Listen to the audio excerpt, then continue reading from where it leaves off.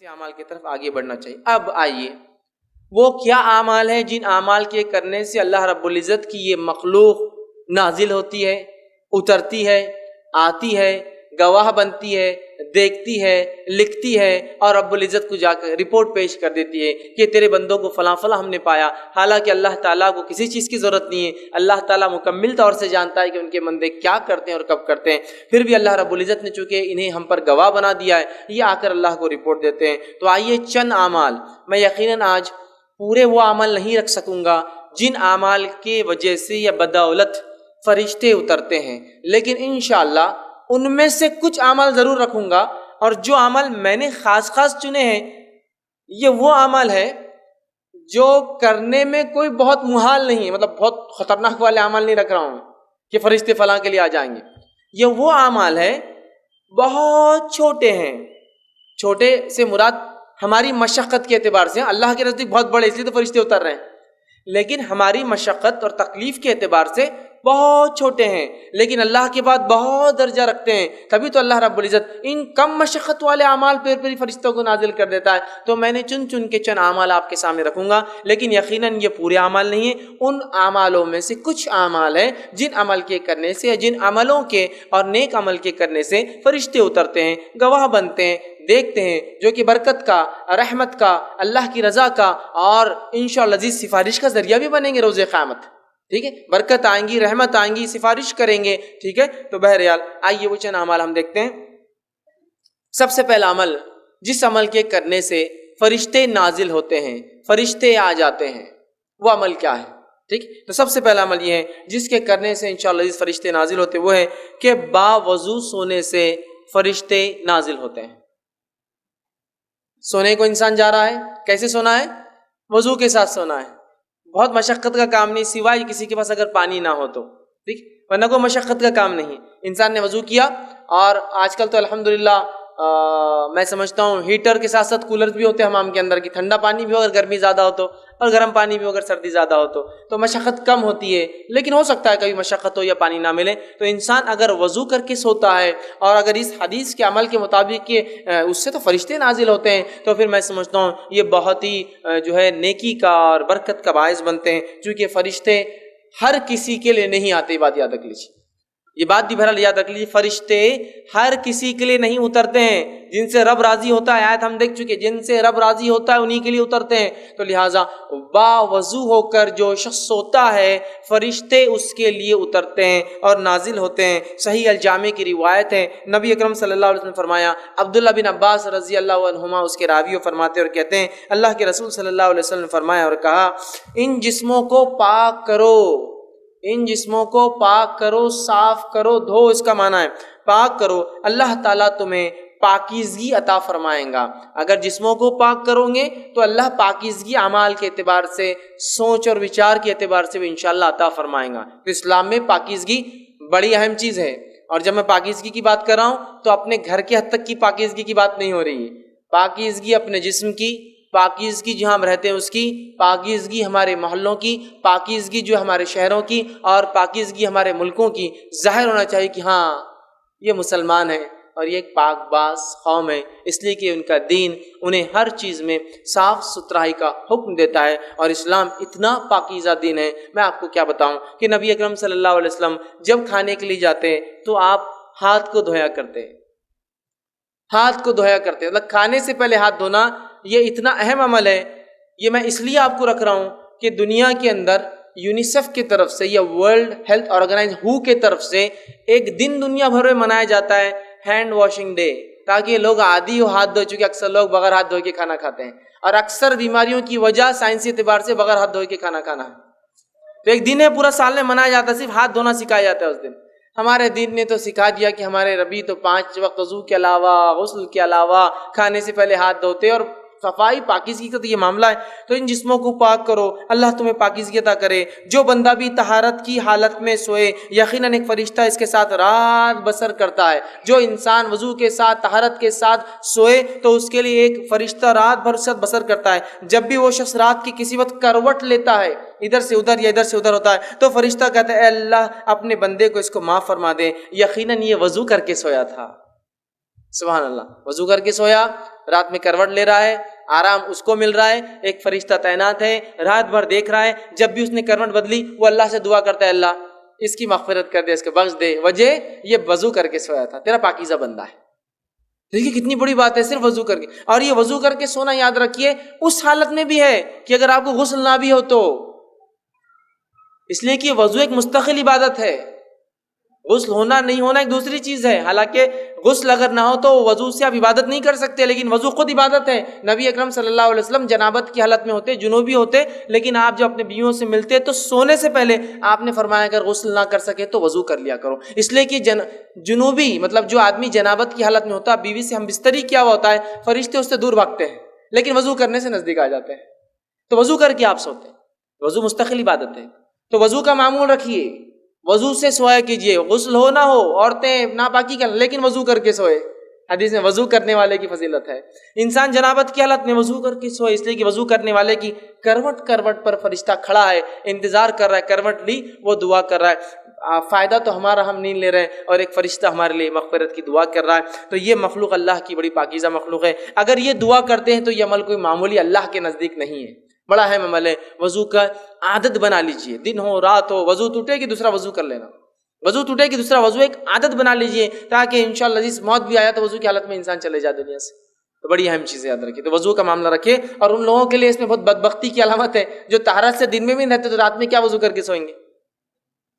بدبختی ہے نا, ظاہر سی بات ہے. ایسے لوگوں کے لیے فرشتے تھوڑی آئیں گے, شیاطین ساتھ رہیں گے ان کے, تو ہے نا. تو بہرحال کتنی بڑی فضیلت وضو کی آتی ہے. دوسرا وہ کام جس کے کرنے سے فرشتے نازل ہوتے ہیں, فرشتے اترتے ہیں, دعائیں کرتے ہیں. اور ظاہر سے فرشتوں کا اترنا یہ بہت سارے معنوں میں لیا جا سکتا ہے. دعا کرتے ہیں, مغفرت کی دعا کرتے ہیں, رحمت کی دعا کرتے ہیں, برکتیں لاتے ہیں, نصرت اور مدد کرتے ہیں. ٹھیک ہے, بہت سارے معنی ہو سکتے ہیں اس کے, ان کے اترنے کے. کئی چیزیں یہ کر سکتے ہیں اگر یہ اترتے ہیں تو. یہاں دوسری چیز جس چیز کے کرنے سے حدیث میں آتا ہے کہ فرشتے نازل ہوتے ہیں, اس چیز میں سے ایک چیز ہے اہل ذکر کی مجالس. ایسے لوگ جو اللہ کا ذکر کرتے ہیں, ان مجالس کو بھی فرشتے گھیر لیتے ہیں. مطلب ان کے لیے نازل ہوتے, اترتے ہیں, نہ صرف اترتے ہیں بلکہ گھیر لیتے ہیں. آئیے تھوڑا سا حدیث کو, جو کہ بخاری کی روایت ہے, میں حدیث کے پورے الفاظ آپ کے سامنے رکھنے کی کوشش کرتا ہوں کہ کیا فائدے اللہ کے ذکر کی مجلس کے. اور اللہ کے رسول نے لعنت بھیجی ایسی مجلسوں پر جو اللہ کے ذکر سے شروع اور ختم نہیں ہوتی ہے. تو آئیے سنیے, بخاری کی روایت آپ سے فرماتے ہیں اللہ تعالیٰ کے کچھ فرشتے ایسے ہیں جو ذکر کرنے والی مجلسوں کو, مجلس مطلب کچھ لوگ بیٹھے اللہ کے ذکر سے ہر بار مراد نہیں کہ آپ بیٹھ کے سبحان اللہ انشاءاللہ ماشاءاللہ کہتے رہے, بلکہ اس کا معنی یہ جہاں بھی اللہ کا ذکر ہوتا ہے, بات ہوتی ہے. تو آپ فرماتے ہیں ذکر والوں کو تلاش کرتے ہوئے جو ہے راستوں میں گھومتے پھرتے رہتے ہیں. جب وہ کسی ایسی جماعت کو, ایسی مجلس کو پاتے ہیں جو اللہ کا ذکر میں مصروف ہوتی ہے, تو وہ ایک دوسرے کو پکار کر کہتے ہیں آ جاؤ, جو کام کے لیے آئے تھے یہاں ہو رہا ہے. وہ اللہ فرشتے اپنی پیٹرولنگ پہ نکلے ہوئے گھوم رہے ہیں, تلاش کر رہے ہیں لوگوں کو. جیسے ان کو اپنا ٹارگٹ آڈینس مل گیا, فوراً کہا چلو سب آ جاؤ, ادھر ایک کام ہو رہا ہے جس کے لیے ہم گھوم رہے تھے. پکارتے اور کہتے ہیں کہ ادھر آؤ, یہاں تمہاری حاجت جو چیز کے لیے نکلے ہیں, طلب کی چیزیں, وہ یہاں ہے. وہ اہل مجلس کو آسمانی دنیا تک اپنے پروں سے ڈھانپ لیتے ہیں, اور اتنے جمع ہوتے ہیں چونکہ ان کو پر ہوتے ہیں, اور ایک پر ایک تہبت ہے, پہلے آسمان تک چلی جاتی ان کی جو ہے تعداد. اتنا گھیرتے ہیں اس مجلس کو کہ یہاں جہاں ذکر ہو رہا ہے وہاں سے لے کر فرسٹ اسکائی تک, پہلے آسمان تک, بولے مجلس کو اپنے پروں سے ڈھانک لیتے ہیں. جب وہاں سے فارغ ہو کر جو ہے اللہ کے پاس جاتے, مجلس ختم ہو گئی, وہ اللہ کے پاس چلے گئے اپنا کام کر کے, چونکہ ان کا کام یہی ہوتا ہے صرف ذکر والوں کی مجلسوں کو نوٹ کرے اور چلے جائے. تو وہ جو ہے ان کا رب ان سے پوچھتا ہے, حالانکہ اس کو سب پتہ ہوتا ہے. اللہ پھر بھی ان سے سوال کرتا ہے, حالانکہ اللہ کو حاجت نہیں, اسے پتہ ہے کہ کیا ہوا تھا, سوال کرتا ہے. اور جو ہے وہ پوچھتا ہے, اللہ تعالیٰ کہتا ہے میرے بندے کیا کہہ رہے تھے, کیا کر رہے تھے, کیا کہہ رہے تھے وہ. تو فرشتے جواب دیتے ہیں وہ تیری تسبیح, تکبیر, تحمید اور تمجید بیان کر رہے تھے, تیری بزرگی, پاکیزگی, بڑائی بیان کر رہے تھے وہ لوگ. پھر اللہ تعالیٰ ان سے پوچھتا ہے کیا انہوں نے مجھے دیکھا ہے, کیا وہ لوگ جو میرے بارے میں اتنا کچھ کر رہے تھے کیا مجھے دیکھا ہے. فرشتے کہتے اللہ کی قسم انہوں نے تجھے نہیں دیکھا. اللہ تیری قسم تجھے دیکھا نہیں انہوں نے, لیکن پھر بھی کرتے ہیں دیکھا ہے. اللہ تعالیٰ فرماتا ہے اگر وہ مجھے دیکھ لے تو ان کا کیا حال ہوگا. پھر جب بغیر دیکھے وہ یہ سب کر رہے تھے اپنی مجلسوں میں, تو اے فرشتوں اگر مجھے دیکھ لے تو کیا ہوں گا. تو فرشتے جواب دیتے ہیں, فرماتے ہیں, فرشتے عرض کرتے ہیں اگر وہ تجھے دیکھ لے تو تیری اس سے بھی زیادہ عبادت کرنے لگیں گے. اگر دیکھ لے، جب نہیں دیکھا تو اتنی کر رہے تھے، اے اللہ اگر دیکھ لے تو بہت کریں گے۔ آگے یہ ہوتا ہے، اس سے بھی زیادہ تیری بزرگی جو ہے اور اس کی جو بڑائی بیان کریں گے، پاکیزگی بیان کریں گے۔ تو اللہ تعالیٰ سوال کرتا ہے وہ کیا مانگ رہے تھے، کیا مانگ رہے تھے، ان کا سوال کیا تھا جو چیز مانگ رہے تھے؟ فرشتے فرماتے، جواب دیتے ہیں، وہ تجھ سے تیری جنت مانگ رہے تھے۔ انسان ظاہر سی بات ہے دنیا میں کوئی بھی عمل کیوں کرتا ہے؟ جنت کا متلاشی طلبگار ہوتا ہے، تو وہ تجھ سے تیری جنت مانگ رہے تھے۔ اللہ تعالیٰ فرماتا ہے اور کہتا ہے کیا انہوں نے میری جنت دیکھی ہے جو مانگ رہے تھے مجھ سے؟ تو فرشتے کہتے ہیں اللہ تیری قسم انہوں نے جنت دیکھی نہیں ابھی۔ اللہ فرماتا ہے اگر دیکھ لے تو وہ کہتے ہیں اگر وہ جنت دیکھ لے تو کیا ہی حال ہوگا ان کا، پھر مطلب اور بڑھ چڑھ کے کریں گے۔ اگر ایک انسان کو یہ کہا جائے کہ یہ ملیں گا، 10ویں پاس ہو جاؤ تو گاڑی دلائیں گے، گاڑی آئی نہیں ہاتھ میں ابھی، تو خوشی کی لہر دوڑ اٹھتی ہے۔ تو اللہ پوچھتا ہے کیا جنت دیکھی ہے کیا انہوں نے؟ تو وہ فرشتے کہتے ہیں اللہ تیری قسم جنت نہیں دیکھی۔ تو اللہ پوچھتا ہے اگر دیکھ لے تو کیا حال ہوگا ان لوگوں کا؟ تو وہ جو ہے اسے اگر دیکھ لے تو اس کے لیے ان کی حرص طلب اور شدید ہو جائیں گے۔ اللہ اگر تو دکھا دے تو بہت شدت سے وہ اعمال کریں گے جس اعمال کی وجہ سے تو جنت دیتا ہے، بہت شدید طلب ان کی بڑھ جائیں گی اور اس میں ان کی رغبت اور زیادہ ہو جائیں گی۔ اللہ تعالیٰ پوچھتا ہے وہ کس چیز سے پناہ مانگ رہے تھے؟ چلو مانگ تو جنت رہتے لیکن کس چیز سے میری پناہ چاہتے تھے؟ تو فرشتے کہتے ہیں، عرض کرتے ہیں وہ جہنم کی آنکھ سے تیری پناہ مانگ رہے تھے اللہ۔ تو اللہ تعالیٰ سوال کرتا ہے کیا انہوں نے جہنم کو دیکھا ہے؟ تو فرشتے جواب دیتے ہیں، فرماتے ہیں، عرض کرتے ہیں تیری قسم ہے اللہ انہوں نے جہنم کو ابھی دیکھا نہیں ہے۔ اللہ تعالیٰ فرماتا ہے اگر دیکھ لے تو کیا حال ہوگا؟ تو فرشتے کہتے ہیں اگر دیکھ لے تو اس سے کہیں زیادہ اور بھاگیں گے اور دوڑیں گے اور عمل کریں گے۔ جنت بھی دیکھیں گے تو بھاگیں گے، جہنم بھی دیکھیں گے تو نیکی کی طرف بھاگیں گے، گناہوں کو مطلب چھوڑ دیں گے، دوڑیں گے۔ فرمایا اللہ تعالیٰ پھر فرماتا ہے بس میں تمہیں اس بات کا گواہ وٹنس بناتا ہوں۔ اب تم نے یہ سب کہہ دیا، رپورٹ دے دی، تو بس میں اب تمہیں اس بات کا گواہ بناتا ہوں کہ میں نے ان تمام کو جو اس مجلس میں بیٹھے ہیں بخش دیا، مغفرت کر دی۔ تو آپ سب فرماتے ہیں جو فرشتوں کو اللہ یہ کہتا ہے اس مجلس میں سے، فرشتوں کی مجلس میں، گروپ میں سے ایک کہتا ہے، ایک فرشتہ سوال کرتا ہے اللہ آپ سب کو بخش دے رہے، تو سب کو معاف کر دے رہا ہے مجلس میں، حالانکہ اس مجلس میں کچھ ایسے بندے تھے جو ایسا جا رہے تھے، جاتے جاتے 2 منٹ آ کر بیٹھ گئے، مطلب تھوڑی دیر آ کر بیٹھ گئے، ان کی نیت بھی نہیں تھی، ان کا کوئی انٹینٹ، نیت بھی نہیں تھی کہ اس مجلس میں خاص آئے، اس کے لیے سفر کرے، بس ایسے گزر رہے تھے، کسی نے دیکھا مجلس چل رہی ہے، آئے مجلس میں بیٹھے، کچھ باتیں مجلس میں سن لی، ٹھیک ہے۔ تو اللہ رب العزت جواب دیتا ہے اس فرشتے کو جو سوال کرتا ہے، ایک تو نیت سے نہیں آیا تھا، بس یوں ہی بیٹھ کر چلا گیا اور تو نے تو سب کو معاف کر دیا ساری مجلس میں۔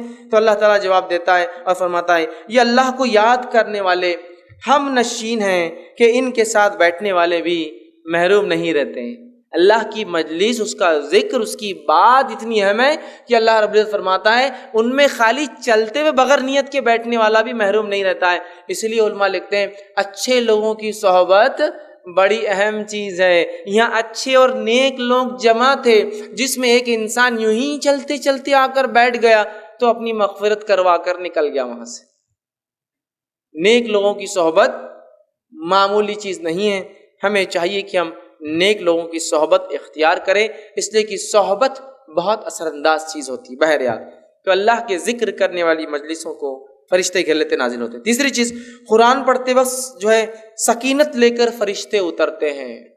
تیسرا کام جسے کرنے سے فرشتے اترتے ہیں وہ کیا ہے؟ قرآن کا جو ہے قرآن کی تلاوت۔ صحیح مسلم کی روایت ہے، نبی اکرم صلی اللہ علیہ وسلم فرماتے اور کہتے ہیں ایک شخص سورہ کہف پڑھ رہا تھا اور اس کے یہاں جو ہے 2 لمبی رسیوں سے اس نے اپنا گھوڑا باندھ رکھا تھا۔ اس پر ایک بدلی آنے لگی، وہ جب سورہ کہف پڑھنے لگا تو ایک بدلی بادل آنے لگے اور وہ گھومنے لگی، مطلب وہ بادل جو ہے گھومنے لگے، وہ بدلی جو تھی گھومنے لگی اور قریب آنے لگی، جیسے جیسے وہ پڑھ رہا تھا ویسے ویسے قریب آ رہی تھی۔ اس کا گھوڑا اس کو دیکھ کر بدکنے لگا، ڈرنے لگا کہ یہ کیا ہو رہا ہے۔ پھر جب صبح ہوئی تو وہ نبی اکرم صلی اللہ علیہ وسلم کے پاس آیا اور ذکر کیا اللہ کے رسول ایسا ایسا ہوا، تو آپ نے فرمایا یہ جو ہے تسکین ہے جو قرآن کی برکت سے اتر رہی تھی، اور ایک روایت میں وہ فرشتے تھے جو سکینت کو لے کر تجھ پر اتر رہے تھے۔ تو قرآن کی تلاوت اور بالخصوص سورہ کہف کی تلاوت کرنے سے سکینت اترتی ہے، اور سکینت کو جو لاتے ہیں وہ ہوتے ہیں فرشتے۔ تو اگر کوئی انسان تلاوت قرآن کرتا ہے تو سکینت طاری ہوتی ہے۔ اللہ ہم پر رحم کرے، ہمارے گھروں میں تو قرآن کبھی کبھار کھلتا ہے۔ اگر پوچھا جائے، میں آپ سے بدگمانی نہیں کر رہا ہوں لیکن ایک عام سوال، عام بات کہہ رہا ہوں، کسی سے پوچھا ہے آخری بار قرآن کب پڑھے تھے؟ تو دادا کا انتقال ہوا تھا نا، تو تب نکلا تھا۔ اب کب ہوں گا؟ تو اب انتظار کر رہے ہیں، کوئی اور جائیں گا تو پڑھ دیں گے پھر اس کے لیے۔ یہی حالت ہے۔ آخری بار کہاں وہ انتقال ہوا تھا؟ نہیں، اس کے علاوہ ہاں وہ جب گھر بنائے تھے نیا جب پڑھ لیے تھے، اس کے بعد ہاں جب نئی دکان بنی، مطلب یاد بھی ہوتا صدیوں سالوں کا رہتا، 10 سال پہلے دکان کھلی تو جب پڑھے تھے، پھر دادی مرے یا دادا مرے تب پڑھے تھے، پھر نئے گھر بنا تو تب پڑھے تھے۔ گویا قرآن صرف رسم کے طور پر رہ گیا، یا پھر خوب جھگڑا ہو جائے اپنے حق کی بات ہو تو پھر قرآن پڑھ لیتے تھے، وہ قرآن میں لکھا ہوا ہے۔ اپنے خلاف ہو تو پھر نہیں، وہ سب ٹھیک نہیں، جو چل رہا ہے اس کو ماننا پڑے گا۔ تو قرآن سے آج دوری ہے۔ صرف قرآن پڑھنے والے کے لیے اگر سکینت اور فرشتے اترتے ہیں تو پڑھ کر عمل کر کے اس کو دوسروں تک پہنچانے والوں کے لیے کیا کیا نہیں ہوتا ہوں گا۔ اگر سٹارٹنگ میں یہ حال ہے تو جب شروعات اس درجے کی ہے تو خاتمہ کس انداز کا ہوگا، یہ اندازہ لگا لیجئے۔ اسی طرح فرشتے جن لوگوں کے لیے اترتے ہیں ان میں سے ایک ہے مسجد میں قرآن پڑھنے اور پڑھانے والوں پر فرشتے نازل ہوتے ہیں۔ ایک تو قرآن پڑھنا عام، مسجد میں پڑھنا مطلب مسجد ایسی جگہ ہے جہاں اللہ کا ذکر کرنا چاہیے اور قرآن اس میں سب سے افضل ہے، یاد رکھیے بہت افضل ذکر ہے۔ تو لہٰذا مسجد میں اگر قرآن پڑھے اور پڑھائے، پڑھنے اور پڑھانے والوں کے لیے فرشتے نازل ہوتے ہیں۔ ابو ہریرہ رضی اللہ عنہ اس حدیث کے راوی فرماتے ہیں اور کہتے ہیں، یہ صحیح مسلم کی روایت ہے، جو شخص، میرا حدیث لمبی ہے اس کا خالی وہ ٹکڑا رکھتا ہوں، جب لوگ اللہ تعالیٰ کی کتاب پڑھنے اور پڑھانے کے لیے اللہ تعالیٰ کے گھروں میں سے کسی گھر میں جمع ہوتے ہیں تو ان پر اللہ تعالیٰ کی رحمت اترتی ہے جو انہیں ڈھانپ لیتی ہے، فرشتے انہیں گھیر لیتے ہیں اور اللہ تعالیٰ فرشتوں میں ان کا ذکر کرتا ہے۔ تو جب مسجد میں قرآن پڑھا جاتا ہے تو نتیجہ یہ نکلتا ہے کہ اس کے نتیجے میں فرشتے نازل ہوتے ہیں کہ تو قرآن پڑھا جا رہا ہے، اور جو ہے اس کو گھیر لیتے ہیں اور اللہ تعالیٰ فرشتوں میں ان لوگوں کا ذکر کرتا ہے جو مسجد میں قرآن پڑھتے یا دوسروں کو پڑھاتے ہیں۔ ٹھیک ہے، تو ہمیں ایک معمول بنانا چاہیے کہ اللہ کے گھروں میں اللہ کی کتاب پڑھی جائے، اور بالخصوص چونکہ ہم لوگ عربی زبان نہیں جانتے، اس کا ضرور اہتمام ہو کہ ہمارے مسجدوں یا گھروں میں جب قرآن پڑھا جائے تو ترجمہ بھی ساتھ پڑھا جائے، اور ہو سکے تو ایک قدم اور آگے بڑھ کے تفسیر بھی ضرور پڑھی جائے۔ اس میں کھلے طور سے کہتا ہوں جو بہتر لگتا ہے پڑھیے آپ کے نزدیک، میں کوئی نام بھی نہیں لیتا ہوں آپ سے، بس اللہ کی کتاب کو کھولیے، چونکہ اللہ کی کتاب کی خصوصیت ہے۔ علامہ ابن تیمیہ رحمہ اللہ فرماتے ہیں کہ جب کوئی شخص قرآن کی غلط تفسیر کرتا ہے تو اگلی آیتیں فوراً اس کو رد کر دیتی ہے۔ تو اس لیے ہمارا ایمان اور عقیدہ ہے کوئی اس کی غلط نہیں کر سکتا جب بھی پکڑا جاتا ہے، اور کہیں نہ کہیں لوگ نکل کر پھر صحیح چیز کی طرف آتے ہیں۔ میں کہتا ہوں پڑھیے تو صحیح، عادت تو ڈالیے نا، تم کون سی جماعت کے بل کون سا پڑھنا، ارے جو تم کو پسند ہے بھیا، میں بولتا بھی نہیں ہوں کچھ، شروعات تو کرو، پڑھو تو صحیح۔ نماز پڑھو تو کوئی یہ نہیں بول سکتا نماز پڑھو کا معنی ایکسرسائز کرو، نماز ہی بولیں گا نا۔ شروع تو ہو، لگو تو صحیح اس کتاب سے، تعلق تو جوڑو، حق کی طرف پہنچ جاؤں گے۔ لیکن حالت یہ ہے کہ کتاب کھلتی ہی صدیوں میں ہے۔ کسی گھر میں جا کے کہہ دیا ذرا قرآن لاؤ تو بولتا ارے قرآن لاؤ، بولے تو اللہ سیڑھی لاؤ، آپ بولتے قرآن لاؤ، بول رہے میں تم سیڑھی، وہ اوپر رکھا ہوا رہتا ہے نا، وہ وہاں تو سیڑھی لگتی ہے اس کے لیے، وہ تو لیڈر کے بغیر اوپر چڑھ بھی نہیں سکتے ہم۔ ٹھیک ہے، سیڑھی لا کے اس کو پورا وہ آپ کے ایئر کلینر سے پورا اس کو صاف کرنا پڑتا چونکہ صدیوں کی دھول ہے اس میں، پھر وہ نکل کے آتا اور پھر پڑھا جاتا، پھر تعریف بھی ہوتی ہے ہمارے سگڑ دادا نے وہ لائے تھے تب کا ہے۔ ارے میرے بھائی سبحان اللہ، اتنے دن کا بچا کیوں وہ قرآن؟ استعمال ہو کے چونکہ دنیا کے اوراق پھٹ جاتے ہیں، استعمال کر کے ختم کر دینا تھا، نیا لانا چاہیے تھا۔ رکھا کیوں کہ اللہ کی کتاب، گائیڈ بک جو کتاب رہنمائی دیتی ہے دنیا میں، اس کو اتنا صاف ستھرا کیوں رکھا؟ پڑھو، پڑھ کے اس کو جو استعمال کرو، اس کے اوراق ڈھیلے ہوں گے، پھٹ جائیں گے، نئے لانا پڑیں گے۔ اور یہ مطلوب بھی یاد رکھیے، قرآن کو پھاڑنا نہیں، پڑھنے سے اس کتاب کی حالت ہو جاتی ہے نا۔ دیکھیے جو قرآن بچے طالب علم حافظ بنتے ہیں ان کے قرآن کی حال دیکھیے کیسے جاتے ہیں، پڑھنے سے اب پیچھے کا ورق پھٹ جاتا ہے، سامنے کے 4 صفحے پھٹ گئے، بیچ کے ورق، کیوں؟ اس لیے کہ وہ استعمال کر رہا ہے نا، اس کتاب کو یوز کر رہا ہے نا، تو دنیاوی کاغذ ہے تو خراب ہو جاتا ہے۔ تو ہماری تو یہ حالت ہے، پڑھنے پڑھانے کا نظم ضرور بانی۔ اسی طرح وہ عمل جس کے کرنے سے فرشتے نازل ہوتے ہیں، اس میں سے ایک عمل ہے سوتے وقت آیت الکرسی کا پڑھنا، اس سے فرشتے نازل ہوتے ہیں۔ اور اتنا سادہ، اتنا آسان، اتنا چھوٹا عمل ہے آیت الکرسی، 10 جملے اس میں، صرف آیت تو ایک ہی ہے لیکن جملے 10 ہے اس کے اندر، 10 جملے ایک آیت، وہ بھی نہیں ہوتا سوتے وقت، ہے نا. اور ویسے بھی بہت سارے لوگوں کو ذکر کا موقع کہاں ملتا، ٹی وی دیکھتے دیکھتے آنکھ بند ہوتی، ٹی وی چالو ہے، آوازیں چالو ہے، جب تک آواز ہی آئی نہیں تو نیند بھی نہیں آتی، سائیکولوجیکل ڈسٹرب ہو گئے اس کو دیکھ دیکھ کر، اطمینان کھو بیٹھے ہیں، شور کے اندر نیند آتی. ہاں تو پھر وہ دیکھتے ہیں سوری کہاں ہوں، اللہ کا ذکر اور کیا ہے، آیت الکرسی پڑھنا ہے، پڑھا کیجئے. صحیح بخاری کی روایت ہے، ابو ہریرہ رضی اللہ عنہ فرماتے ہیں، حدیث بہت لمبی ہے، اتنا وقت نہیں چونکہ بہت طویل حدیث ہے، آپ سب جانتے بھی اس روایت کو. ابو ہریرہ رضی اللہ عنہ فرماتے ہیں میں جو ہے زکوٰۃ کے کھجوروں پر مجھے تعینات کیا گیا تھا. رات میں ایک شخص آیا اور زکوٰۃ کی کھجوریں جس جگہ بھر کر رکھی گئی تھی اس کنٹینر کو پھاڑ کر چرانے لگا. میں نے جا کر پکڑا اور کہا کہ اب صبح اللہ کے رسول صلی اللہ علیہ وسلم کے پاس لے جاؤں گا. کھجور چرا رہے تھے، زکوٰۃ کا مال چرا رہے تھے. تو کہا نہیں میرے بیوی بچے بہت بھوکے، میں کل نہیں آؤں گا، تم چھوڑ دو میرے کو. کہا ٹھیک ہے اب کل نہیں آنا، چھوڑ دیتے، چونکہ رحم کھا کر کہ یار بیچارہ بھوکے بچے بھی، چلو ٹھیک ہے.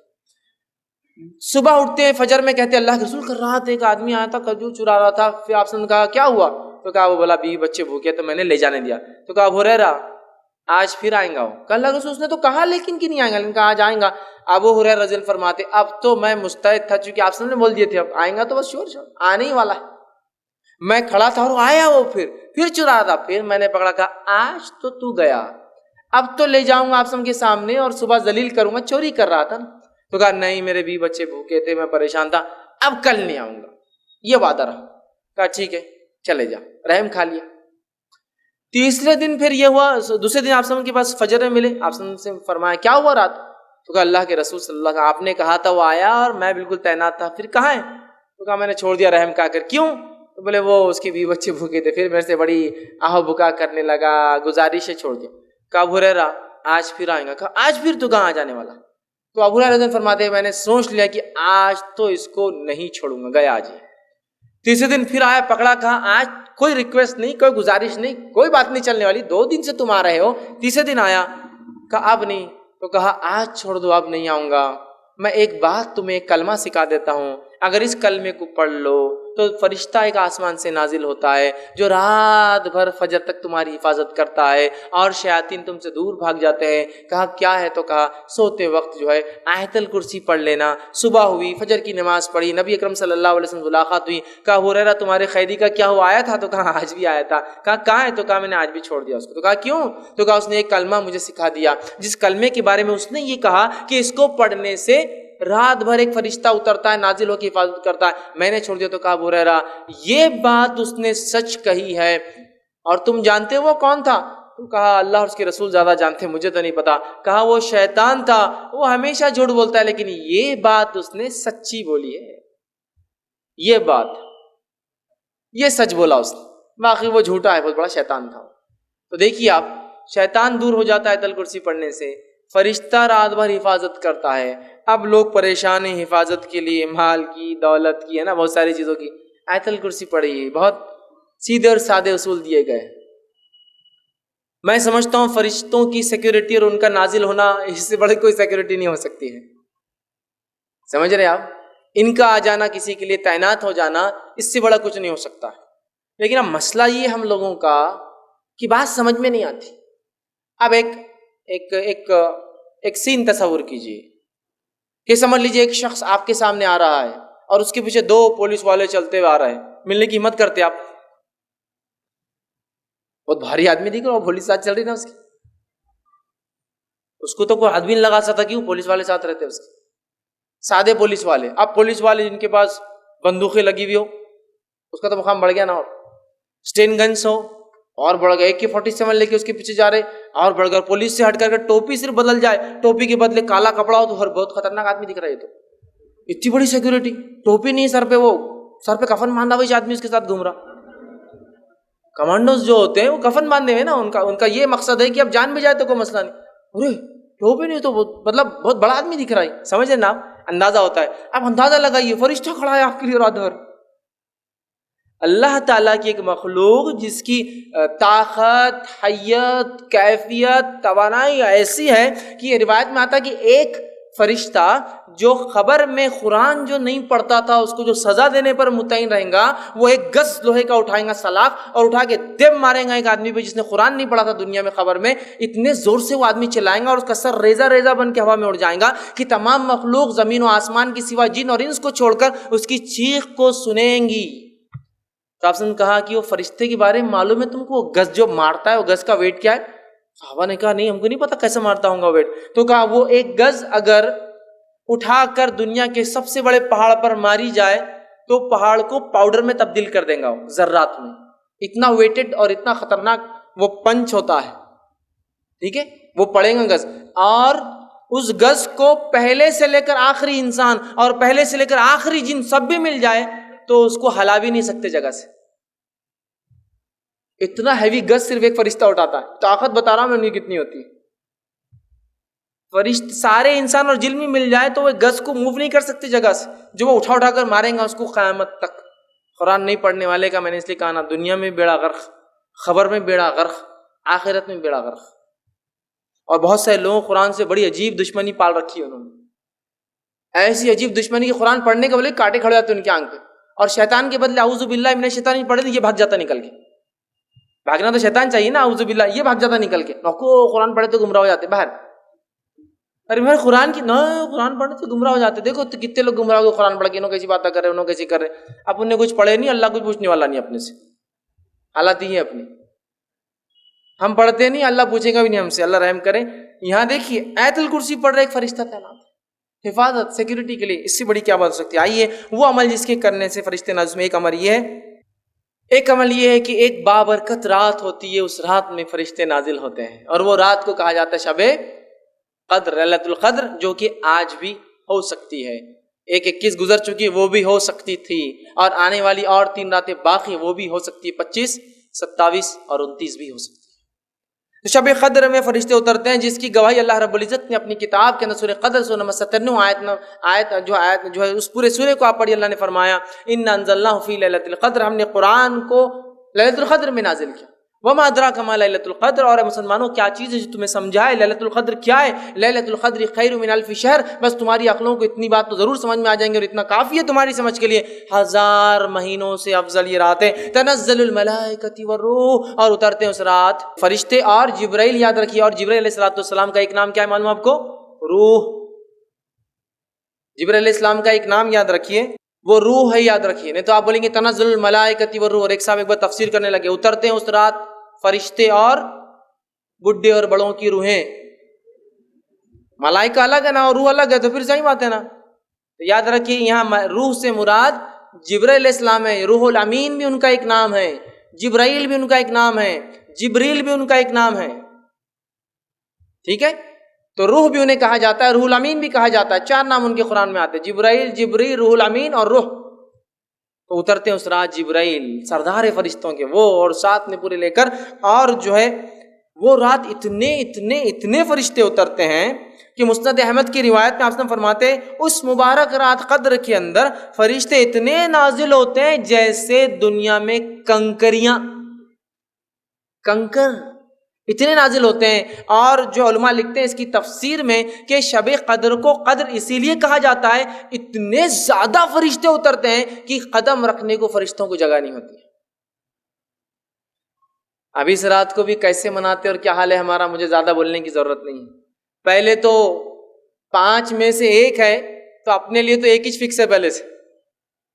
انڈین لوگوں کو آکرشت کسی نے بتا دیا یا اللہ نے وہی بھیج دی کہ بھائی تمہارے لیے 27، کہے کو محنت کر رہے تم 5 راتیں جاگ رہے، 27 کو جاگو، اور 27 کو جاگ کے پوری علامتیں فٹ کر لیتے ہو رات میں، ایسا ہو سب ماشاء اللہ۔ چلو بھیا 5 جاگے تو فرق محسوس ہوگا کہ 27 کیا الگ تھی، 1 ہی جاگ کے سب کچھ فٹ کر کے، اور چلو مل گیا اپنے کو 1000 مہینوں کا سب، جاؤ اور سو جاؤ۔ 5 تلاش کرنا ہے۔ نبی اکرم صلی اللہ علیہ وسلم سارا آخری عشرہ جاگ کر عبادت کرتے، اعتکاف میں ہوتے، اور بیویوں کے گھر پہ کسی خادم کو بھیجتے جا کر اٹھاؤ، قدر ہو سکتی ہے آج، جاگو عبادت کرو۔ نہیں 5 رات کون چھٹی دیں گا بھیا، میرے کو چھٹی کہاں ملتی، 5 راتیں کیسے میں جاؤں گا، مشکل ہے۔ ایک دن ملاقات ہوئی، ارے بھائی بہت آپ کی آنکھیں لال لال دکھ رہی، کیا بات ہے؟ 10 راتوں سے سویا نہیں میں، کیوں، کیا مسئلہ ہے؟ گھر میں شادی ہے نا، کوئی معمولی چیز ہے کیا؟ ہلدی، مہندی، سانچک، رجگے، شادی، ولیمہ، جماگی، کیا کیا نہیں رہتا، اتنا سب کرنا پڑتا تو رات رات بھر میں جاگ رہا. اچھا شب قدر کے 5 وہ نہیں ہو سکتی، کیونکہ شادی کا ثواب شاید اس سے زیادہ ہے وہ جاگنے کا، وہ ان بدعتوں اور رسومات اور خرافات کرنے کا، اس لیے نہیں ہو رہا. ارے آپ بہت جاگے ہوئے دکھ رہے، 1 مہینے سے آپ جو ہے سوئے نہیں، جاگتے رہے، گھر میں بیمار ہے نا میرے امی، ارے ٹھیک ہے اس کے لیے تو مطلب بیماری کے لیے جاگ سکتے، رسومات کے لیے جاگ سکتے، سفر کے لیے جاگ سکتے، خرافات کے لیے جاگ سکتے، پکنک کے لیے گھومنے پھرنے جانا ہے تو جاگ سکتے. لیکن شب قدر کی 5 رات ذرا ٹف ہو جاتا، مشکل جاتا. اس دن بزنس ڈوبتا ہوا نظر آتا، باس چڑھتا ہوا نظر آتا، نوکری جانے کا ڈر لگتا، باقی جگہ نہیں ہوتا، باقی جگہ نہیں ہوتا سب. اس رات اترتے ہیں، بہت بابرکت رات ہے، مبارک رات ہے. صحیح بخاری کی روایت میں فرماتے کہتے ہیں جس شخص نے حالت ایمان کے اندر جو ہے ثواب کی نیت سے شب قدر میں قیام کیا، عبادت کی نماز پڑھی، غفر لہ ما تقدمت من ذنبک، اللہ پچھلے گناہ معاف کر دیتا ہے اس کے. بہت بابرکت رات ہے. اسی طرح وہ عمل جن کے کرنے سے فرشتے نازل، اس میں سے ایک عمل یہ ہے استقامت، جم جانا اپنے دین پر، اس سے بھی فرشتے نازل ہوتے ہیں. اللہ رب العزت سورہ فصیلہ سورہ نمبر 41 آیت نمبر 30 میں فرماتا ہے کہتا ہے ان الذین قالوا ربنا اللہ ثم استقاموا تتنزل علیہم الملائکۃ الا تخافوا ولا تحزنوا وابشروا بالجنۃ التي کنتم توعدون. اللہ فرماتا ہے کہتا ہے بے شک جن لوگوں نے یہ کہا کہ ہمارا رب اللہ ہے اور ثم استقم، اور اس پر جم گئے، استقامت حاصل کری، تتنزل علیہم الملائکہ، تو ان کے اوپر اترتے ہیں فرشتے، اللہ تخافوا، اور کہتے ہیں اگر خوف مت کھاؤ، وتحزنوا، اور غم بھی مت کھاؤ، ڈرو بھی مت، خوف بھی مت کھاؤ، پریشان بھی مت ہو، وابشروا، اور بشارتیں دیتے ہیں جنت کی جس کا تم سے وعدہ کیا جا رہا ہے. کتنی بڑی بات ہے نا. استقامت دین پر جم جانے کو کہتے ہیں. اب استقامت تو بڑی دور کی بات ہے، دھکے دھکے پر ایمان آ رہا اور جا رہا. استقامت مطلب جم جانا، ڈٹ جانا. صحیح مسلم کی روایت ہے ایک صحابی اور کہ اللہ کے رسول صلی اللہ علیہ وسلم مجھے کوئی ایسی وصیت اور بات بتائیے جس کو میں مان لوں آپ کی کہ میں جو ہے یہ بات کو ہمیشہ کروں اور میں جو ہے اس پر عمل پیرا ہوں. تو آپ نے فرمایا قل آمنت باللہ، تو یہ کہے کہ اللہ پر ایمان لا، ثم استقم، پھر جم جا اس کے اوپر، اڑ جا اپنے دین پر اور اسلام پر. کہ دنیا گئی تو گئی، نوکری گئی تو گئی، معاملات دنیا جو سمجھے، لوگ میرے بارے میں جو کہتے، اگر میرے دین نے کہا ہے ثم مستقیم، جم گیا میں اس کے اوپر، اب مجھے کوئی ہلا نہیں سکتا. یہ بڑی اہم چیز ہے. ارے بھیا اتنی بڑی داڑھی رکھ لیا تو نے، داڑھی کی وجہ سے کسٹمر تھوڑی آئیں گے سٹا سٹ صاف. کسٹمر بولے تو بہت بڑا اس کا مقام رہتا نا. استقامت، جم جائیے، اس دن کو حق سمجھتے ہیں، توکل کر لیجیے پھر اللہ پر، سب کچھ یہ کرنے والا ہے. کوشش نہیں چھوڑنا ہے، لیکن ہاں میں یہ نہیں کر رہا ہوں کہ آپ کچھ نہیں گھر میں پڑے رہیے، کوشش کرتے رہیے. تو بہرحال استقامت جو اختیار کرتا ہے، فرشتے نازل ہو کے خوشخبریاں دیتے ہیں، غم مت کھاؤ، ڈرو مت، کچھ نہیں ہوتا، تسلی دیتے ہیں. جس کے ساتھ کیفیت حالات واقعہ تو وہ جانتا کیسی تسلی فرشتے اس کو دیتے ہیں. سکینت طاری ہو جاتی جب دنیا پریشان ہے، وہ سکون میں، چونکہ اس کو فرشتے بشارت دے رہے ہیں، سکون طاری کر رہے ہیں اس کو. اسی طرح وہ عمل جس سے کرنے سے فرشتے نازل، وہ ہے تہجد گزار، جو رات میں اٹھ کر نماز پڑھتا ہے تہجد کی، اس کے لیے فرشتے اترتے ہیں. اور صحیح مسلم کی روایت ہے نبی اکرم صلی اللہ علیہ وسلم نے کہا جسے خوف ہو کہ آخری شب میں وہ نہ اٹھ سکے تو وہ اول شب میں پڑھ لے، مطلب رات کی نماز جو اول شب میں پڑھ لے، جلدی پڑھ لے.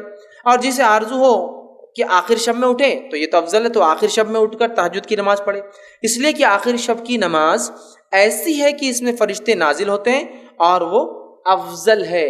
تو تہجد اول بھی پڑھی جاتی ہے، عشاء کے بعد پڑھی جا سکتی ہے، اور آخری وقت اس کا سحر کا آخری وقت ہے تب بھی پڑھی جا سکتی ہے، اور اگر آخری وقت میں پڑھو تو فرشتے حاضر ہوتے ہیں. دیکھیے تہجد جو شخص پڑھتا ہے فرشتے حاضر ہوتے ہیں اس کے لیے. اسی طرح وہ عمل جس سے کرنے سے فرشتے اترتے ہیں، نازل ہوتے ہیں، فجر اور عصر کی نماز کو باجماعت پڑھنا، اس لیے کہ اس کے لیے فرشتے نازل ہوتے ہیں. روایت ابن خزیمہ کی ہے، صحیح بخاری میں بھی یہ حدیث آتی ہے، نبی کرم صلی اللہ علیہ وسلم نے فرمایا کہ ہر روز فرشتے 2 شفٹ میں چینج ہوتے ہیں، ایک فجر اور ایک عصر، تو لہٰذا تم اس نمازوں کو بالکل نہ چھوڑو، اس لیے کہ جب فجر میں تم نماز پڑھتے ہوں گے، شفٹ چینج ہوں گی، تو پھر رات کے فرشتے صبح کے فرشتوں سے کہیں گے اور پوچھیں گے کہ بھائی کیا ہوا، رات میں کیا بندے کس حال میں پایا؟ تو وہ کہیں گے وہ تو نماز پڑھ رہا تھا فجر کی. پھر جب عصر میں آئیں گے پھر شفٹ چینج ہوں گی، تو تب وہ فرشتے پوچھیں گے شام کی کہ اس کو کیسے حال میں پایا؟ تو وہ کہیں گے وہ نماز پڑھ رہا تھا، چونکہ عصر اور فجر یاد رکھ. تو جو لوگ یہ 2 نماز پڑھتے ہیں ان کے لیے فرشتے اترتے ہیں. اور جو ہے ابن خزیمہ کی روایت میں الفاظ اضافی یہ ہے کہ فرشتے کہتے ہیں اے الہی انہیں قیامت کے دن معاف فرما دے، جو لوگ فجر اور عصر کی پڑھتے ہیں فرشتے ان کے لیے کیا کہتے ہیں؟ اللہ ان کو معاف کر دیں۔ اسی طرح وہ عمل جس سے کرنے سے فرشتے نازل ہوتے ہیں اس میں عمل ہے جمعہ میں اول وقت میں مسجد میں پہنچنا، اس عمل سے فرشتے نازل ہوتے ہیں۔ جمعہ کے دن اول وقت سب سے پہلے مسجد میں آنا، صحیح بخاری کی روایت ہے، نبی اکرم صلی اللہ علیہ وسلم فرماتے ہیں کہ جمعہ کے دن جو ہے فرشتے مسجد کے دروازوں پر کھڑے ہو جاتے ہیں، مطلب اتر جاتے ہیں اور کھڑے ہو جاتے ہیں، اور ہر داخلہ کرنے والے کا نام رجسٹر کرتے لکھتے رہتے ہیں، یہ آیا یہ آیا۔ اور جو سب سے پہلی صف میں آتا ہے اس کو اونٹ قربان کرنے کا ثواب، صدقہ کرنے کا، جو دوسری صف میں آتا ہے اس کو جو ہے بیل قربان کرنے کا ثواب، جو تیسری صف میں آتا ہے اس کو بھیڑ بکری قربان کرنے کا ثواب، جو چوتھی صف میں بیٹھتا ہے اس کو مرغی صدقہ کرنے کا ثواب، جو پانچویں صف میں آتا ہے اس کو انڈا صدقہ کرنے کا ثواب۔ پھر جب خطیب خطبہ دینا شروع کر دیتا ہے تو فرشتے لکھنا چھوڑ کر خطیب کا خطبہ سننے کے لیے آ جاتے ہیں اندر۔ تو گویا جمعہ کے دن فرشتے نازل ہوتے ہیں، جمعہ کی نماز کو اول صفوں میں آنے والوں کے لیے کھڑے ہوتے ہیں، خطیب کی خطبہ شروع ہونے تک لکھتے رہتے ہیں، خطبہ شروع ہونے کے بعد لکھنا بند کر کے آکے وہ کر لیتے ہیں۔ تو اپنے نام کو ہر جمعہ ضرور رجسٹرڈ کروائے،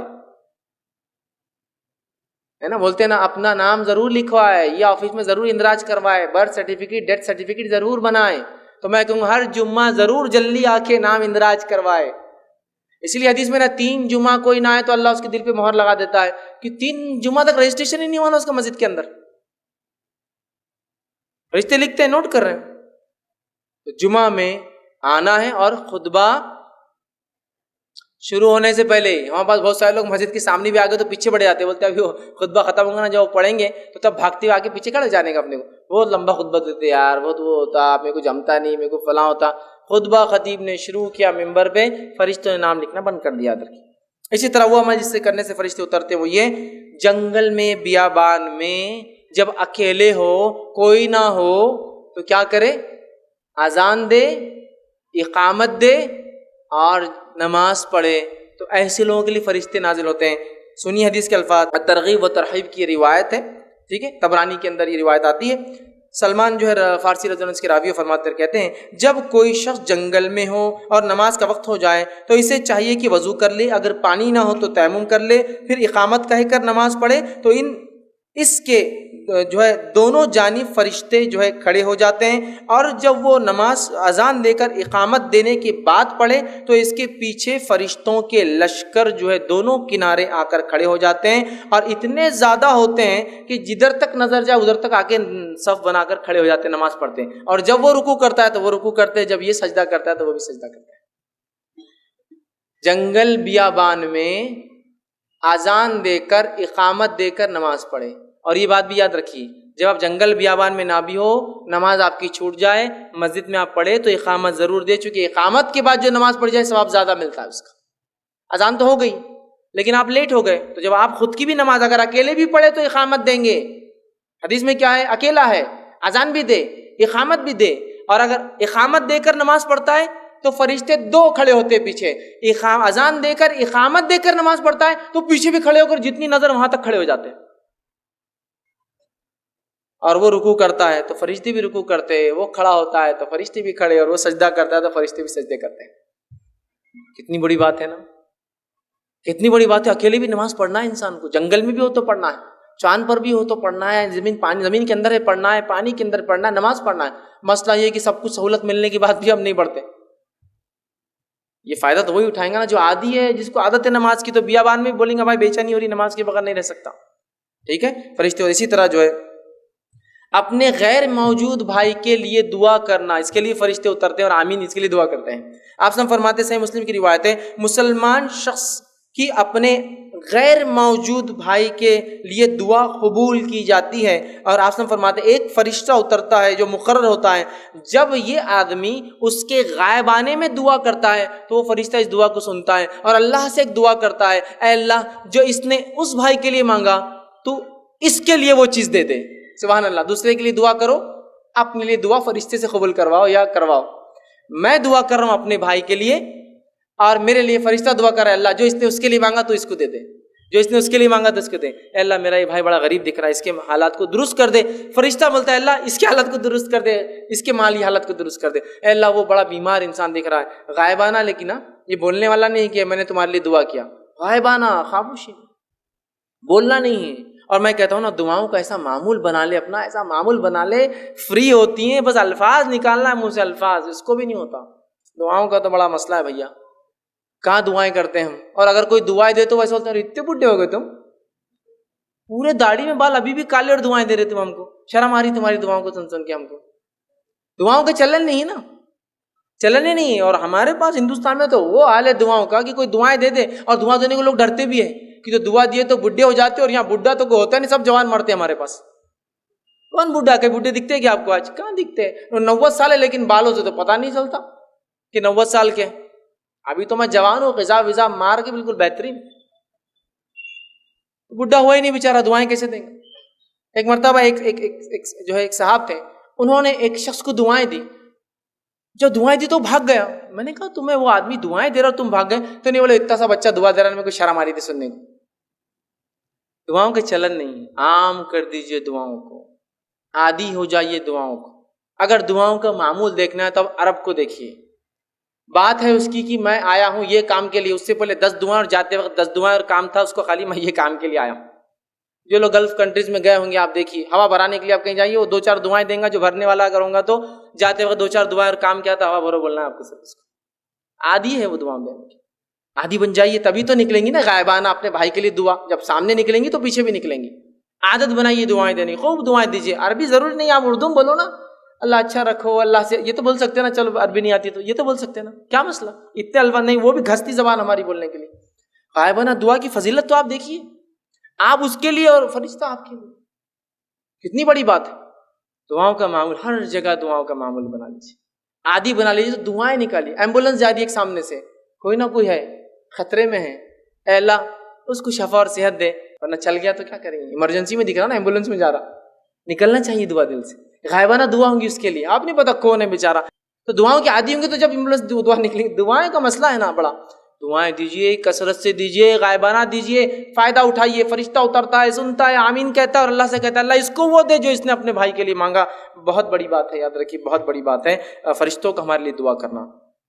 وہ عمل جسے کرنے سے فرشتے نازل ہوتے ہیں، دعائیں کرتے ہیں. اس میں سے ایک عمل یہ، اللہ کے لیے کسی بھائی سے ملاقات کے لیے جانا.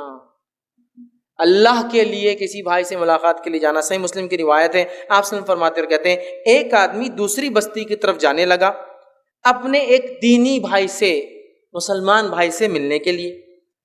تو اللہ تعالیٰ نے راستے میں ایک فرشتے کو تعینات کر دیا اس کی آزمائش کے لیے، اس سے پوچھنے کے لیے کر دیا. جب وہ اس فرشتے کے پاس پہنچا تو اس فرشتے نے پوچھا کہاں جا رہے ہو؟ تو اس شخص نے کہا میں اس بستی میں اپنے ایک بھائی سے ملنے کے لیے جا رہا ہوں.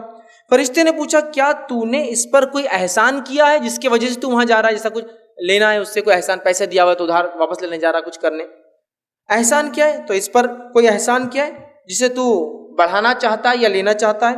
کہا نہیں، بس میں اتنی سی بات کے لیے جا رہا ہوں کہ اللہ تعالیٰ مجھ سے راضی ہو جائے، اس خاطر چونکہ میں اس سے اللہ سے محبت کرتا ہوں اور میرا رب مجھ سے راضی ہو جائے بول کر میں اپنے اس بھائی سے ملاقات کے لیے جا رہا ہوں. وہ اس کا رشتہ دار نہیں ہے، دینی بھائی ہے، صرف ملاقات کے لیے جا رہا ہوں جس طرح تو نے رضا کی خاطر. فرشتے نے جواب دیا جس طرح تو نے رضا کی خاطر اپنے بھائی سے تو محبت کی خاطر جاتا ہے.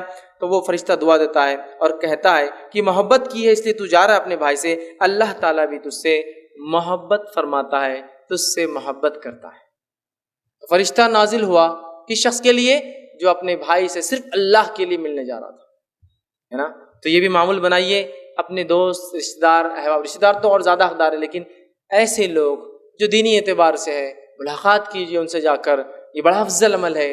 اللہ کے فرشتے نازل ہوتے ہیں ایسے لوگوں کے لیے، دعائیں کرتے اور اللہ محبت کرنا شروع کر دیتا ہے. ٹھیک ہے. اسی طرح جو ہے وہ شخص جس کے لیے فرشتے نازل ہوتے ہیں ان میں سے ایک ہے لوگ اس سے رشتہ توڑے اور وہ ان سے رشتہ جوڑے رکھے. لوگ اس سے رشتہ توڑے اور وہ ان سے رشتہ جوڑے رکھیں، ایسے لوگوں کے لیے بھی فرشتے نازل ہوتے ہیں. صحیح مسلم کی روایت ہے، ابو ہریرہ رضی اللہ عنہ فرماتے کہتے ہیں کہ اللہ کے رسول صلی اللہ علیہ وسلم نے کہا کہ آپ کے پاس ایک شخص آیا اور اس نے کہا اللہ کے رسول میرے کچھ رشتہ دار ہیں کہ میں ان سے تعلق جوڑتا ہوں اور مجھ سے تعلق توڑتے ہیں، میں ان سے حسن سلوک کرتا ہوں وہ میرے ساتھ برا سلوک کرتے ہیں، میں ان کے ساتھ تحمل اور بردباری مطلب معاف کرتا ہوں، درگزر کرتا ہوں، ظاہر کرتا ہوں، اور وہ میرے ساتھ نادانی سے پیش آتے ہیں۔ آپ نے فرمایا اگر ایسا ہی ہے جیسا تو بتا رہا ہے کہ وہ ایسا کرتے ہیں تیرے ساتھ، تیری اس کی بات کہتا ہے، تو گویا ان کے منہ میں تو راکھ ڈالتا ہے، گرم راکھ۔ تیرا یہ اتنا اچھا عمل ان کے منہ میں تو انگار ڈال رہا ہے اس عمل کی وجہ سے، مطلب وہ توڑتے ہیں تو نہیں توڑتا۔ پھر فرمایا ان کے مقابلے میں تیرے ساتھ ہمیشہ اللہ کی طرف سے ایک مددگار رہیں گا جب تک تو اس عمل پہ باقی رہیں گا۔ کب تک ایک مددگار اللہ کی طرف سے تیرے ساتھ رہیں گا؟ جب تک وہ رشتہ توڑے اور تو جوڑتے رہے، ایک فرشتہ تیرے ساتھ ہمیشہ مددگار بن کر رہیں گا۔ سیکیورٹی فرشتہ ہے آپ کے ساتھ، بڑی اہم بات یاد، بہت اہم چیز یاد رکھیے۔ علی بن ابی طالب رضی اللہ عنہ کو ایک بار کہا گیا کہ آپ خلیفہ ہیں، پروٹیکشن لے لیجئے، حفاظت کے لیے کچھ لوگ رکھتے ہیں، تو کہا اللہ نے فرشتے تعینات کر رکھے ہیں، جب تک وہ رہیں گے کوئی مجھے نقصان نہیں پہنچا سکتا، جب اللہ انہیں حکم ہٹنے کا دے دیں گا تو کوئی مجھے بچا نہیں سکتا، تو کوئی زیادہ فائدہ ہونے والا نہیں ہے اس حفاظتی دستے رکھ کر۔ کتنی اہم بات ہے نا، یہ بڑی اہم بات ہے۔ اسی طرح مریض کی عیادت کو جانے سے فرشتے نازل ہوتے ہیں، مریض کی عیادت، بیمار۔ مسند احمد کی روایت ہے جو آپ سے فرماتے ہیں جب کوئی مسلمان دن کے کسی گھڑی میں اپنے بھائی کی عیادت کرے تو اللہ تعالیٰ کے 70,000 فرشتے اللہ بھیجتا ہے۔ کتنے فرشتے بھیجتا ہے؟ 70,000 70,000 فرشتے بھیجتا ہے، اور وہ فرشتے اگر دن میں جاتا ہے تو شام تک دعائے مغفرت کرتے ہیں، اور اگر شام میں جاتا ہے تو صبح تک دعائے مغفرت کرتے ہیں۔ کس شخص کے لیے؟ جو بیمار کی عیادت کرنے جاتا ہے۔ اللہ تعالیٰ اس کی بھی ہمیں توفیق دے۔ بیمار کی عیادت محال ہوتا ہے ہمارے لیے، لوگ زندگیاں مر جا رہے ہیں، مطلب عیادت کرنے سے پہلے گزر بھی جا رہے ہیں، لیکن وقت نہیں مل رہا ہے۔ جائیے، 70,000 فرشتے اترتے ہیں اور اس پورے دن دعائیں کرتے اللہ اس کی مغفرت کر، اس کو بخش دے، اس کو معاف کر دے، اس کے گناہ معاف کر دے، اور صبح سے شام تک، اور شام میں گیا تو صبح تک۔ سمجھ رہے ہیں آپ؟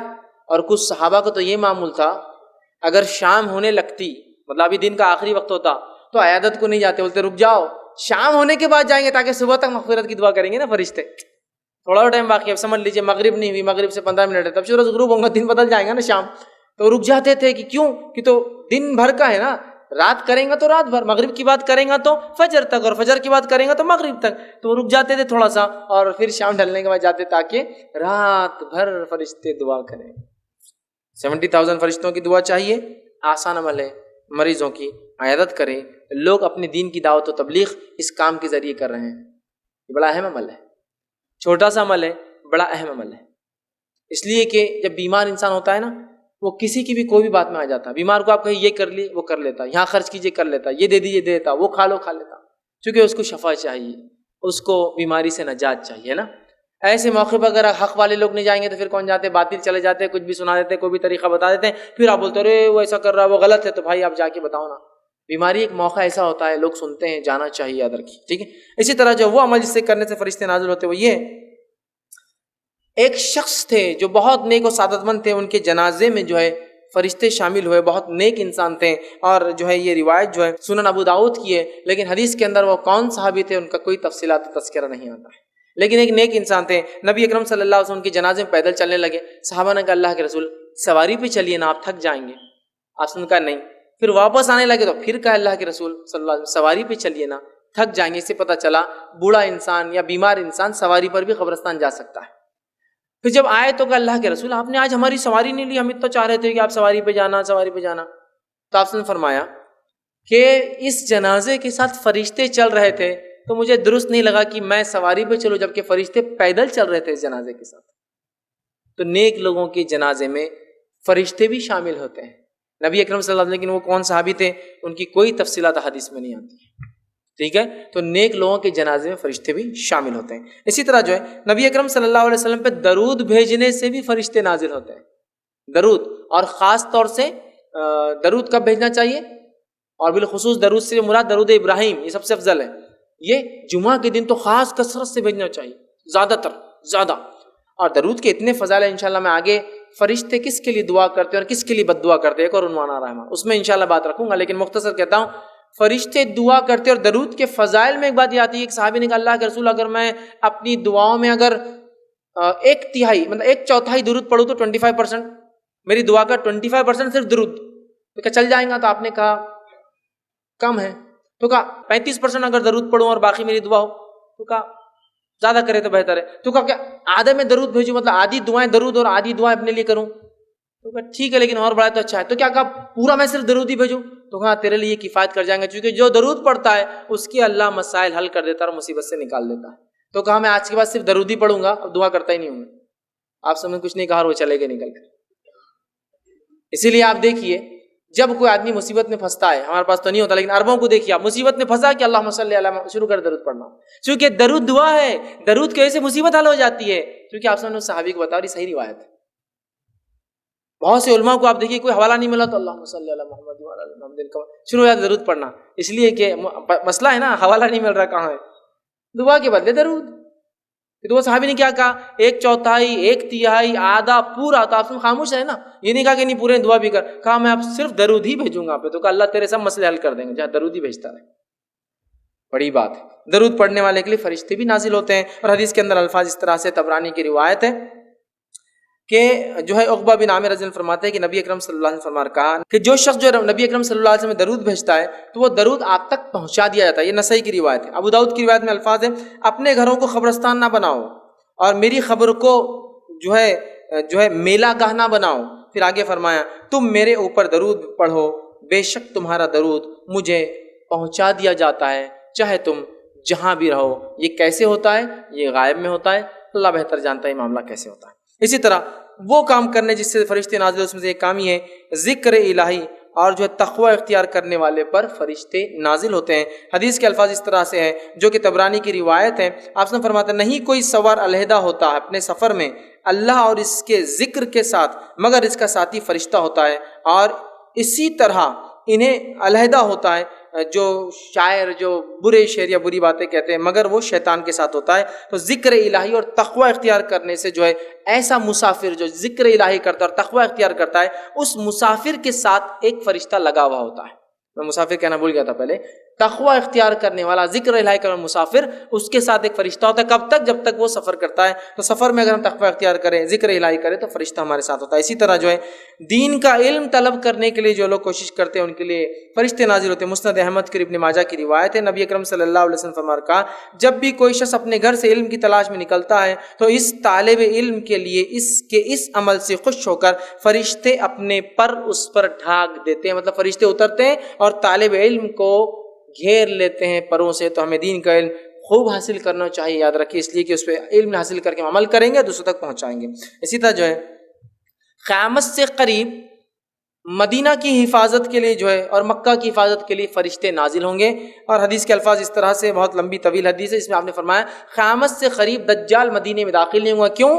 اس لیے کہ جب دجال مدینے کا قصد کریں گا تو اللہ تعالیٰ فرشتوں کو نازل کریں گا جو ننگی تلواریں لے کر آئیں گے، تو دجال مدینے اور مکہ میں داخل نہیں ہوں گا۔ اور مدینے کے تعلق سے آپ نے ہاتھ مار کر کہا یہ طیبہ ہے، یہ وہ پاکیزہ جگہ ہے جہاں دجال داخل نہیں ہوں گا۔ تو پھر صحابہ نے کہا اللہ کے رسول وہ برے لوگ جو ہوں گے مدینہ میں، چونکہ سب تو اچھے نہیں ہوں گے، برے لوگ کیا ہوں گا؟ تو کہا مدینے میں ایک زلزلہ آئے گا اور مدینہ اپنے منافقین اور برے لوگوں کو خود باہر نکال کے پھینک دیں گا اور دجال کے ساتھ چلے جائیں گے، لیکن وہ ساری دنیا میں گھومیں گا سوائے مکہ اور مدینہ کو چھوڑ کر۔ ٹھیک، تو یہ وہ چند چیزیں تھیں جو کرنے سے میں نے مناسب سمجھی آپ کے سامنے رکھوں۔ فرشتے اترتے ہیں